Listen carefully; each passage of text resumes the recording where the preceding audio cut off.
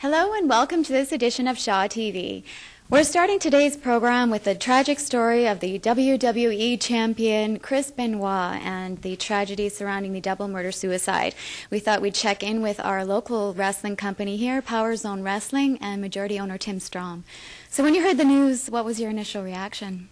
I was really heartbroken.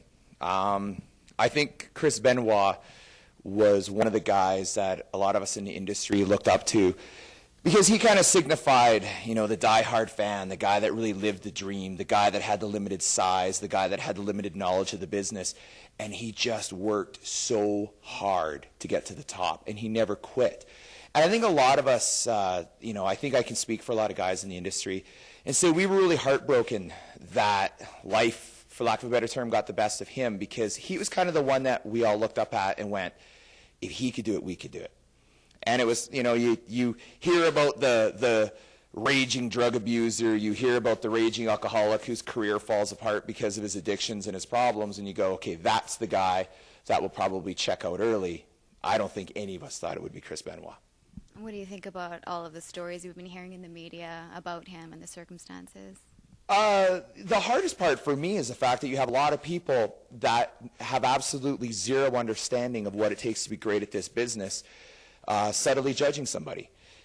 Obviously judging him for the crimes that he did. He deserves to be judged for that. You can't take somebody's life and, regardless of whether I'm a diehard fan of the guy's work or not, he can't do the ththings he's done, and I'm going to stand here and defend him. The part that really disgusted and bothered me is all of a sudden you've got, people on CNN, and all these individuals who have never stepped foot in a wrestling ring, probably never even attended a live event before, and they're now speculating on whether our business and some of the things that people do to be great at our business led to him having a mental breakdown and killing his family. Whoa. Let's judge this man on the fact that, yes, he had a mental breakdown and killed his family. Can we please leave the wrestling business out of it? Well, what do you think the effect is going to be on the business now? Truthfully, I thought there would be a really heavy backlash. I can only speak for Power Zone Wrestling.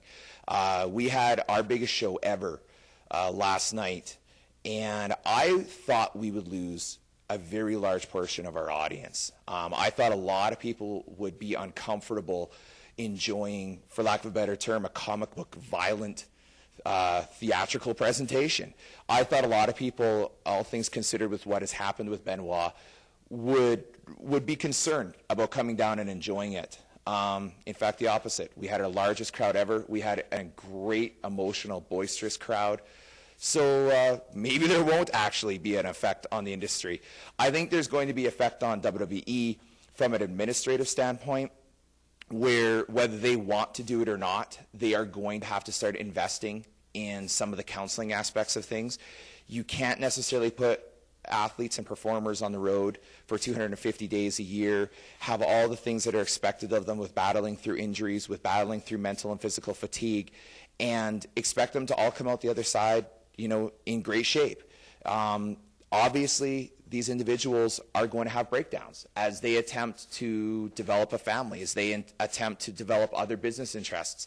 Whatever it is that they progress and move forward with, WWE is going to have to step in and start involving themselves a little bit within individuals' lives so that things like this can hopefully not happen as an individual begins to reach a breaking point.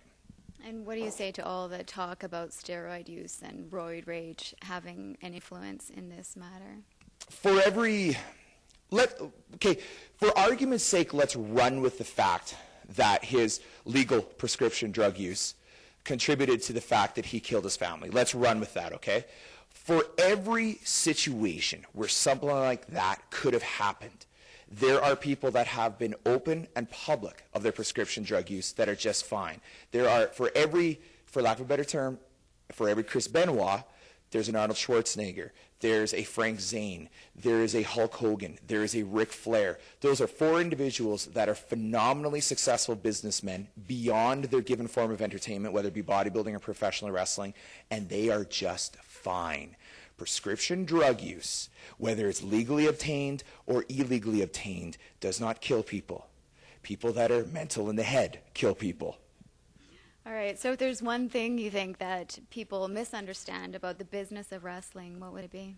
The business of wrestling is a phenomenally unique industry. It is absolutely mentally and physically grinding. I have seen it break down many individuals at the top level, those who've made it to the WWE, those that are at a lower level like Power Zone Wrestling. My experience of training in the famous Heart Dungeon. I've watched more people get broken by wrestling than succeed at wrestling. Does that mean professional wrestling is a contributing factor to somebody making horrible social decisions? Absolutely not. It is a beautiful business. It is an amazing business. Those of us that have been in the business for a handful of years understand just how much respect this business entails, just how much honor this business entails. There are people that I've had nothing to do with on a social level, and I would trust those individuals with my life because they are so talented and so good at what they do. The wrestling business is one of the most amazing things that I have ever been a part of. It does not contribute to an individual losing his mind and making a horrible decision and hurting people. In fact, the discipline that it takes to master this skill and this art form, and the fact that you never will truly master this skill and art form, the fact that you never truly will know how to do all of it, is a contributing factor to a lot of stability for most of the individuals that I deal with, as opposed to an instrument of falling apart, for lack of a better term. All right. Well, thanks very much for giving us your opinion today. Thank you. And Shaw TV will be back right after this.